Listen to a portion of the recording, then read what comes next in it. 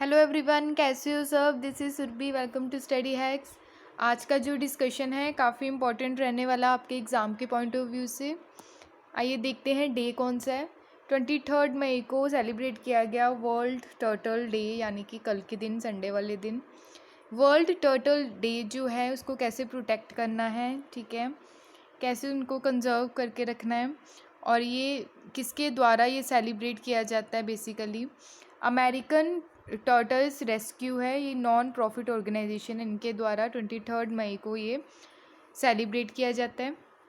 Awareness का point of view रहता है लोगों में अवेयरनेस फैलानी, ताकि टर्टल्स को हम प्रोटेक्ट कर सके, ठीक है, जैसे डिसअपियर हो जाते हैं, ठीक है, तो इनका कई बार पोचिंग भी देखने को मिलती है। ये सेलिब्रेट करना स्टार्ट किया गया 2000 में। थीम जो है इस साल की क्या है, टर्टल्स रॉक। टर्टल्स रॉक इस बार की क्या है, थीम है, काफ़ी इम्पोर्टेंट है। नेक्स्ट चलते हैं, साइक्लोन काफ़ी न्यूज़ में है। पहले साइक्लोन हमें देखने को मिला साइक्लोन ताउते। जो साइक्लोन ताउते है काफ़ी उसने भयंकर त्रासदी मचाई, ठीक है, अलग अलग जो हमारी स्टेट्स हैं, जो कोस्टल वेस्टर्न घाट्स जो स्टेट्स हैं, केरला अरेबियन सी से ये ओरिजिनेट हुआ, ठीक है। ताउते आपको यहाँ पे देखने को मिला, तो गुज़रता गुज़रता ये गुजरात कोस्ट पे गया। काफ़ी यहाँ पे हर्डल्स देखने को मिले, और साथ ही साथ काफ़ी जान मान का नुकसान भी हुआ। एग्रीकल्चर बहुत ज़्यादा स्पॉइल हुई, जो एनिमल्स रहते हैं वो भी, ह्यूमंस भी, ठीक है, तो काफ़ी नुकसान देखने को मिला। महाराष्ट्र में काफ़ी ज़्यादा त्रासदी देखने को मिली इसके चलते। तो इसके साथ ताउते के बाद अभी आपको एक और साइक्लोन देखने को मिल रहा है, जिसका नाम है साइक्लोन यास, ठीक है। साइक्लोन यास आपको बे ऑफ बंगाल में देखने को मिल रहा है, ठीक है, तो काफ़ी सीवियर साइक्लोन है ये ताउते के बाद। साइक्लोन जो यास है वो डेवलप हुआ है बे ऑफ बंगाल में, ठीक है। तो इंडिया की जो लोकेशन देखने को मिल रही है, नॉर्थ इंडियन सी में इसकी लोकेशन देखने को मिल रही है। ये हमारे इंडिया का मैप है, यहाँ पे आपको इसकी लोकेशन देखने को मिल रही है। कंट्रीज़ जो है उन्होंने वनरेबल ट्रॉपिकल साइक्लोन इसको बोला है, जो ईस्ट एंड वेस्ट कोस्ट में देखने को कंटिन्यू मिल रहा है। इंडियन जो नॉर्थ इंडियन ओशन साइक्लोन है, सी में अक्कर्स होते हैं बिटवीन अप्रैल और नवंबर में, यानी कि जब मॉनसून आता है अप्रैल के महीने में तब अक्कर देखने को मिलते हैं, या फिर जब वापसी रहती है मॉनसून की, ठीक है, तब आपको यहाँ पे साइक्लोन्स देखने को मिलते हैं, ठीक है। तो ये late April to May and October to Novembers में देखने को मिलता है, हाई पीक पे रहते हैं। करंट जो प्री मानसून है साइक्लोन सीज़न का अप्रैल और मई में देखने को मिला। साइक्लोन ताउते इसके चलते देखने को मिला आपको, ठीक है। साइक्लोन जो ताउते है, ठीक है, ये जो नाम दिया गया है ताउते नाम, कौन सी कंट्री के द्वारा दिया गया है बताना ज़रा, ठीक है, कमेंट बॉक्स में। साथ ही साथ इसके लैंडफॉल देखने को मिली काफ़ी ज़्यादा वेस्टर्न कोस्ट जो है हमारी इंडिया का, ठीक है। वेस्टर्न कोस्ट आपको ये वेस्टर्न कोस्ट देखने को मिलता है, यहाँ पे ईस्टर्न कोस्ट। वेस्टर्न कोस्ट में आपको जो स्टेट्स देखने को मिलती हैं वो हैं गुजरात, गोवा, महाराष्ट्र, कर्नाटका, तमिलनाडु, ठीक है, और केरला। 6 आपको स्टेट्स देखने को मिलेंगी जो वेस्टर्न घाट्स में आती हैं, वेस्टर्न कोस्ट में आती हैं। करंट जो साइक्लोन देखने को मिल रहा है साइक्लोन यास, इसका नाम जो दिया गया ओमान कंट्री के द्वारा दिया गया है। यास का नाम होता है, मतलब इसका बेसिकली मीनिंग क्या है, जैस्मिन, यानी कि जो फ्रेगरेंस रहती है, जैस्मिन जो फ्लावर रहता है उसके नाम से ये यास साइक्लोन का नाम रखा गया। नेक्स्ट है माउंट नई राग गोनो, ठीक है, माउंट नई राग गोनो, ये कहाँ पे देखने को मिलता है, यहाँ पे आप देखें, यहाँ पे क्यों चर्चा में है, क्योंकि यहाँ पे अभी वोल्केनो देखने को मिला है, अफ्रीका कॉन्टिनेंट में, यहाँ पे इस एरिया में, ठीक है, नई रेगनोगो, ठीक है, इसका नाम है माउंट नई रेगनोगो। यहाँ पे वोल्केनो एरप्ट हुआ है हाल ही में ही, इसलिए ये चर्चा में है। अफ्रीका कॉन्टिनेंट में ये देखने को मिलेगा, ये इसके बारे में डिटेल में डिस्कशन करते हैं। कोंगोज का जो माउंट नियार गोंगो है, अभी यहाँ से वोल्केनो एरप्ट हुआ है, जिसने डिस्ट्रॉय किए हैं homes on the outskirt of the Goma, ठीक है। एरप्शन जो इसका देखने को मिला था स्टार्टिंग में 2002 में देखने को मिला था, इसके कारण काफ़ी हंड्रेड्स ऑफ डेथ देखने को मिली। माउंट जो नियार गोंगो है ये एक्टिव स्ट्रेटो वोल्केनो है, और ये लोकेटेड कहाँ पे है, विरुंगा माउंट, जो एसोसिएट करता है एल्बर्टाइन रिफ्ट पे, ठीक है। कवरिंग पार्ट्स जो किया जाता है इसमें युगांडा का, democratic Republic of Congo, Rwanda, Burundi और तंजानिया। ठीक है, मैप में भी देख सकते हैं यहाँ पे। ठीक है, यहाँ पे है रवांडा लेक, यहाँ पे कीवी देखने को मिलेगी, बुरुंडी ग्रेट रिफ्ट वैली है जिसके बारे में हम बात कर रहे हैं। ठीक है, तो ये चीज़ें आप याद रखिएगा। काफ़ी न्यूज़ में ये लेक कीवू है, लेक कीवू आपसे पूछा जा सकता है कहाँ पे सिचुएटेड है, एग्ज़ाम में क्वेश्चन बनने के चांसेस हैं। ठीक है, तो एक्सटेंड होता है ये from north end to Lake Albert से। ठीक है, जो सदर्न में देखने को, सदर्न एंड में देखने को मिलती है। लेक तंगानिका भी आपको वहाँ पे देखने को मिलेगी। ठीक है, it is the north of the town of Goma, जो ये गोमा का जो टाउन है वहाँ पे नॉर्थ में इसका लोकेशन देखने को मिलेगा। लेक कीवू आपको मैंने यहाँ पे दिखाई है। ठीक है, लेक कीवू यहाँ पे देखने को मिलेगी साउथ में। ठीक है, Lake Kivu and west of the border with Rwanda. ठीक है, मैप में देख लीजिएगा, मैप प्रैक्टिस ज़रूर कीजिए डे बाय डे, क्योंकि मैप बेस्ड क्वेश्चंस आपको बहुत सारे देखने को मिलते हैं एग्ज़ाम में। क्लियर। नेक्स्ट है डिफेंस से रिलेटेड न्यूज़ है, काफ़ी इंपॉर्टेंट है, आइए इसके बारे में देखते हैं। INS जलश्वा, INS जो जलश्वा है काफ़ी न्यूज़ में है, किसके चलते, क्योंकि ऑपरेशन जो समुद्र सेतु 2 है उसके चलते ये न्यूज़ में है। हाल ही में इन्होंने सिंगापुर और ब्रूनी से ऑक्सीजन जो है और ऑक्सीजन जो सिलेंडर्स है उनको विशाखापट्टनम में डिपोर्ट किया है। अभी वहाँ पे पहुँची है ये शिप, इंडियन नेवल शिप है। ठीक है, ऑपरेशन समुद्र सेतु 2 के तहत। INS जो जलश्वा है ये सेकंड लार्जेस्ट कॉम्बैक्ट वॉरशिप है इंडियन नेवी की, अगर बात करें INS विक्रमादित्य के बाद। शिप जो है फ्लाइट डेक इसमें देखने को मिलेंगे। फ्लाइट डेक होते क्या, पहले तो ये देख लेते हैं। फ्लाइट डेक क्या रहते हैं, जैसे ये शिप है। ठीक है, यहाँ पे फ्लाइट मतलब अराइव होती है, यानी कि जो हेलीकॉप्टर्स हैं यहाँ पे लैंड करते हैं, ये एक साथ 5 हेलीकॉप्टर लैंडिंग करने की क्षमता रखता है। ठीक है, इसी को ही बोलते हैं फ्लाइट डेक। ये आपको फ्लाइट डेक्स देखने को मिलेंगे। इस शिप में आप देख सकते हैं, इस पिक में देख सकते हैं, यहाँ पे साइमल्टेनियसली आपको 6 फ्लाइट्स यहाँ पे नज़र आएंगी। क्लियर है, इसी को ही फ्लाइट डेक बोला जाता है शिप का, तो इसकी कैपेबिलिटी है। क्लियर, तो flight deck for helicopter operation, 4 medium helicopter ये एक साथ ऑपरेट कर सकता है साइमल्टेनियसली। ये जो डेक है ये यूज़ किए जाते हैं ऑपरेट करने के लिए वर्टिकल जो टेक ऑफ रहता है, vertical take off and landing के लिए, याद रखिएगा, vertical take off and landing aircraft like जैसे सी हैरियर है, स्पेशल सर्कमस्टांसेस के लिए इनको यूज़ किया जाता है। शिप जो है ये कैपेबल है ओवर 1000 ट्रूप्स को यहाँ पे मतलब 1000 ट्रूप्स इसमें देखने को मिलेंगे, इतनी कैपेबल है ये शिप्स। नेक्स्ट चलते हैं, काफ़ी इंपॉर्टेंट है, समुद्र सेतु के बारे में बात करते हैं। समुद्र सेतु 2 जो है कोविड-19 रिलीफ ऑपरेशन के चलते इंडियन नेवी की ये शिप है, इसको इसके अंडर लिया गया है, क्योंकि इसी के चलते जो है ऑक्सीजन सिलेंडर अनदर कंट्री से हमारी कंट्रीज़ में आ रहे हैं। ठीक है, नेवी जो है इन्होंने डिप्लॉय किया है 9 वॉरशिप, ये भी एक पार्ट है ऑपरेशन का, एंड सप्लीमेंट किया ऑपरेशन से रिलेटेड जो ऑक्सीजन रिक्वायरमेंट है, जो ऑक्सीजन की कमी देखने को मिल रही है हमारी कंट्री में, उससे रिलेटेड। और सेलिंग की जा रही है पर्शियन गल्फ से, इंडियन ओशियन रीजन से, और मोस्टली क्रिटिकल जो ऑक्सीजन सप्लाई की जा रही है कोविड-19 पेशेंट्स के लिए। शिपमेंट जो है वो क्या लेके आ रही है, ख़ासतौर पर जो लिक्विड मेडिकल ऑक्सीजन है, रिलेटेड मेडिकल इक्विपमेंट, और साथ ही साथ जो हमारी फ्रेंडली फॉरेन कंट्रीज़ है पर्शियन गल्फ में और साउथ ईस्ट एशिया में।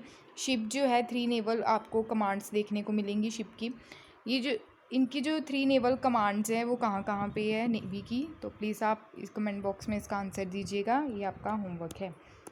नेक्स्ट चलते, नेक्स्ट है tuber man of Kerala. Tuber man of Kerala किसको बोला जाता है, शाजी एनम को। क्यों चर्चा में है, क्योंकि हाल ही में इनके द्वारा इंडिया बायोडाइवर्सिटी अवार्ड को जीता गया है 2021 का, जिनको ट्यूबर मैन ऑफ केरला के नाम से जाना जाता है, किनको, शाजी एनम को। ठीक है, इनको जो अवार्ड दिया गया इंडिविजुअल कैटेगरी में दिया गया है, कंजर्वेशन ऑफ डोमेस्टिकेटेड स्पीसीज़, यानी कि जो डोमेस्टिकेटेड स्पीसीज़ है उनको प्रोटेक्ट करने का इनके द्वारा काम किया गया, काफ़ी अहम रोल अदा किया गया इनके द्वारा, इसलिए इनको ये अवार्ड से नवाजा गया है। इंडिया जो बायोडाइवर्सिटी अवार्ड है वो किसके द्वारा दिया जाता है, कौन सी मिनिस्ट्री इसमें इन्वॉल्व है, ministry of environment, forest and climate change, और साथ ही साथ United Nation Development Programme. First round जो इसका देखने को मिला, यानी कि पहला अवार्ड जो लॉन्च किया गया 2012 में दिया गया, जो इंडिया की प्रेसिडेंसी है 11th मीटिंग इसमें देखने को मिली इंडिया की। कहाँ पे जो 11th मीटिंग थी कॉन्फ्रेंस ऑफ पार्टी की, वहाँ पे इसका अनाउंसमेंट किया गया था 2012 में, कंजर्वेशन ऑफ बायोलॉजिकल डाइवर्सिटी से रिलेटेड। अवार्ड जो है सिलेक्शन प्रोसेस किसका रहता है, पार्टनरशिप किसकी है इसमें, national biodiversity authority of India इसमें काम करती है साथ में मिलके। साथ ही साथ जो अवार्ड अनाउंस किया जाता है 22 मई को अनाउंस किया जाता है एवरी ईयर। ओकेज़न किसके ऊपर, international day of biological diversity, ये हमने डिस्कस किया था ये डे, ठीक है। कैटेगरी किस में दिया जाता है ये, conservation of wild and domesticated species में, sustainable use of biological resources, replicable mechanism for access and benefit sharing, best biodiversity management and committee. ये कैटेगरीज़ हैं जिसमें अवार्ड ये दिया जाता है। और जो हाल ही में शाजी एनएम को मिला है वो मिला है conservation of wild and domesticated species में। ये इनकी पिक है, ठीक है। और साथ ही साथ केरला से ये बिलोंग करते हैं। केरला को जो टच करता है स्टेट तमिलनाडु है, कर्नाटका और यहाँ पे बे ऑफ बंगाल। क्लियर है। नेक्स्ट है ग्लोबल G20 हेल्थ समिट देखने को मिली अभी, जो होस्ट की गई यूरोपियन यूनियन कमीशन के द्वारा। साथ ही साथ इटली भी इसकी प्रेसिडेंसी का पार्ट रहा, ठीक है। ग्लोबल G20 हेल्थ समिट, इसका एम क्या रहा है, जो कोरोना वायरस स्प्रेड हो रहा है, केसेस देखने को मिल रहे हैं ऑल ओवर वर्ल्ड, उसको कैसे कंट्रोल किया जा सके, कैसे प्रिवेंट किया जा सके, ये सब चीज़ें यहाँ पे डिस्कस की गई। और साथ ही साथ ये भी डिसाइड किया गया कि डेवलप और एंड्रोज कैसे किया जाए, जैसे रोम डिक्लेरेशन प्रिंसिपल है उसके चलते कैसे काम किया जाए, उस प्रिंसिपल्स के चलते G20 जो है वो कंट्रीब्यूट कर रही है। लॉन्च किया उसने ACT एक्सेलरेटर। ACT एक्सेलरेटर की फुल फॉर्म पहले तो जान लीजिए क्या है, एक्सेस टू कोविड-19 टूल एक्सेलरेटर, ठीक है।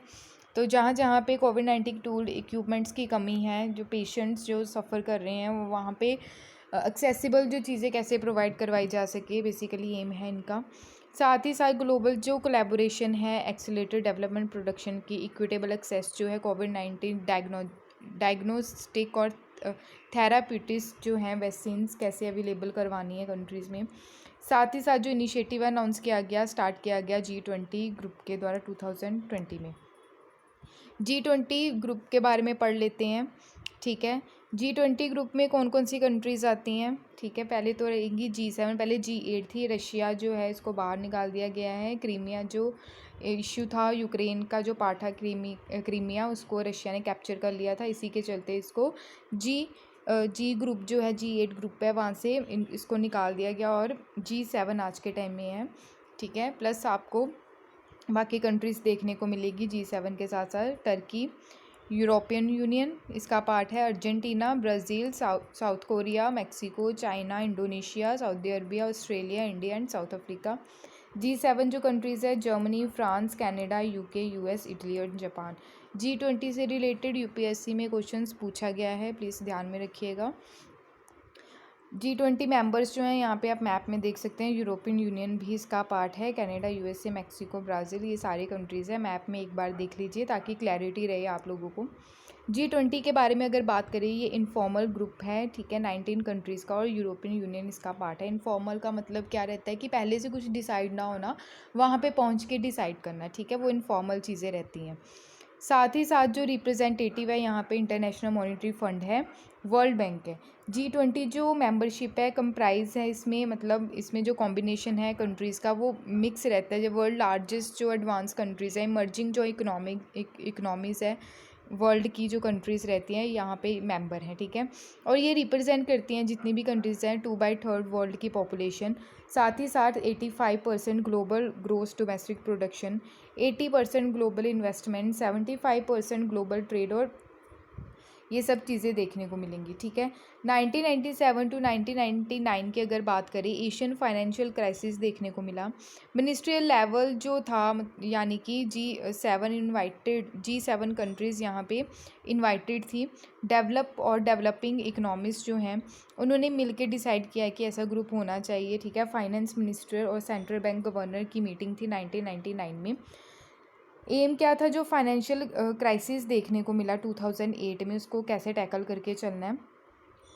डिसाइड किया गया G20 लीडर्स जो एनुअली मीटिंग देखने को मिलती है इसकी, ठीक है, हर साल इसकी मीटिंग देखने को मिलती है। एक और बात याद रखिए, इसका कोई परमानेंट हेडक्वार्टर नहीं है। इनकी जो साल भर साल क्या होती है, इनकी प्रेसिडेंसी रोटेट करती रहती है, ठीक है। तो 2020 की प्रेसिडेंसी कौन सी कंट्री के पास थी, ठीक है, ये आप कमेंट बॉक्स में बताइएगा। नेक्स्ट है इंटरनेशनल हॉकी फेडरेशन न्यूज़ में है, क्यों? क्योंकि नरेंद्र भात्रा जो है उनको री इलेक्ट किया गया है इंटरनेशनल हॉकी फेडरेशन के प्रेसिडेंट सेकंड कॉन्जिक्यूटिव टर्म के लिए। इलेक्ट हुए ये virtually 47th Congress international hockey federation के। बीट किया इन्होंने, यानी कि सक्सीड किया इन्होंने मार्क कॉड्रन को, जो चीफ थे बेल्जियम हॉकी फेडरेशन के। 2 वोट से इन्होंने हराया, ठीक है। तो 2024 तक इनके पास ये पोजीशन रहेगी। आइए देखते हैं फेडरेशन जो है इंटरनेशनल हॉकी फेडरेशन जो है इसके हेडक्वार्टर स्विट्ज़रलैंड में है। सीईओ इसके थैरी वेल हैं। फाउंड इसको किया गया 1924 में पेरिस में। हेडक्वार्टर काफ़ी पुरानी ये ऑर्गेनाइजेशन है। ऑफिशियल जो लैंग्वेज है इंग्लिश, फ्रेंच है। प्रेसिडेंट इसके लिएंड्रो नेग्रे एंड डॉक्टर नरेंद्र ध्रुव भात्रा, ठीक है। नेक्स्ट है राम लक्ष्मण पासेस अवे। राम लक्ष्मण जो हैं म्यूज़िक डायरेक्टर थे, ये बेस्ट थे, ठीक है, फिल्म इंडस्ट्री में।